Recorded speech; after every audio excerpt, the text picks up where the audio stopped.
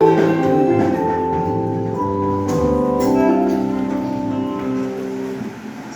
Daddy. Shalom, Mommy. Shalom to all the pastors. Shalom to our elders. And shalom to the kings and queens in the house.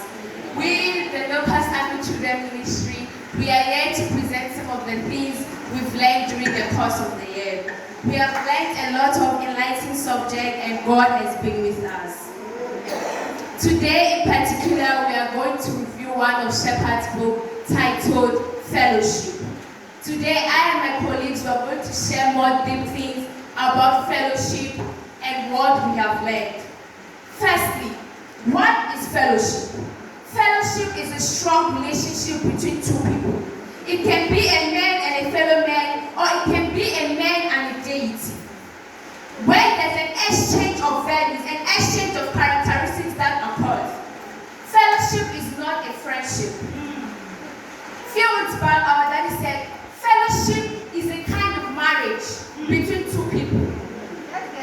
So with that, who is this author that wrote about this book titled Fellowship?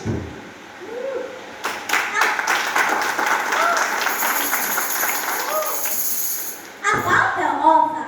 The author of this book is Reverend Chris Christian, aka Shepherd of Mankind.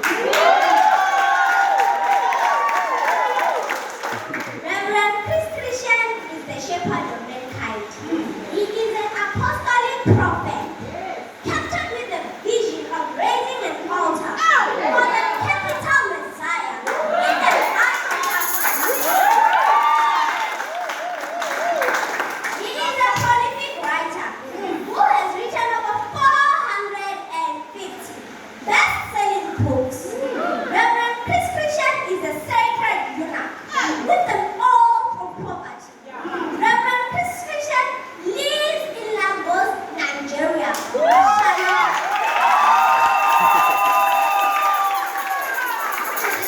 In this paragraph, entitled Satan Explores Fellowship.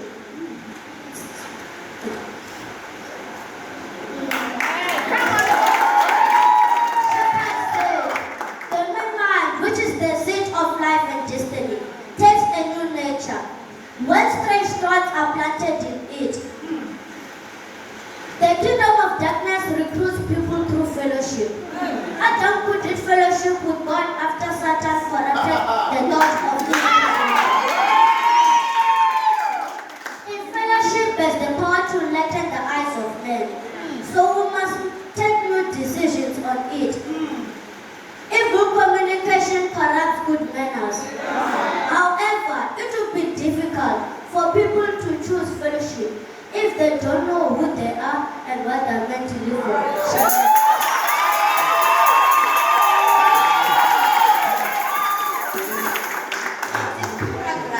Reverend Chris Christian says, fellowship is omnipotent. It has the power of life and death. In fellowship, God prefers fellowship to prayer. Fellowship is established on exchange. In fellowship, it is what we give that determines what we take. The relationship between God and man is of fellowship, not prayer. There was no prayer in the beginning, and there will be no prayer in the end. Shalom.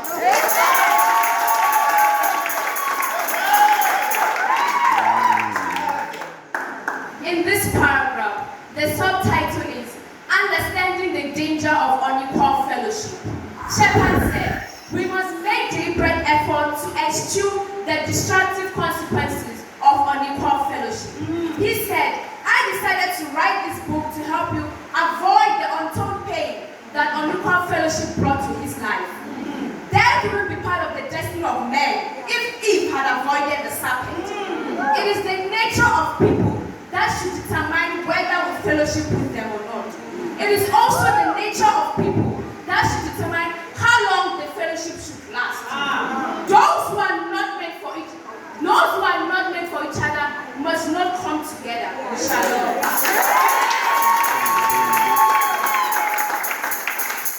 In this paragraph, the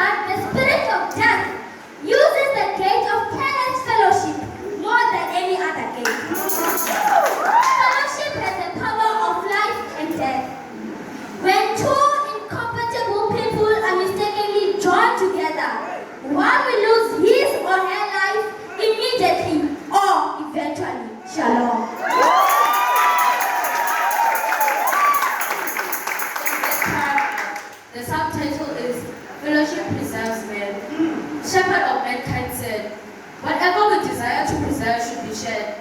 Fellowship preserves the lives of men. Jesus preserved this life in sharing some of his personal secrets with some close disciples like Peter, James, and John. Some peculiar encounters were documented because his disciples were present. We cannot hide everything from everybody.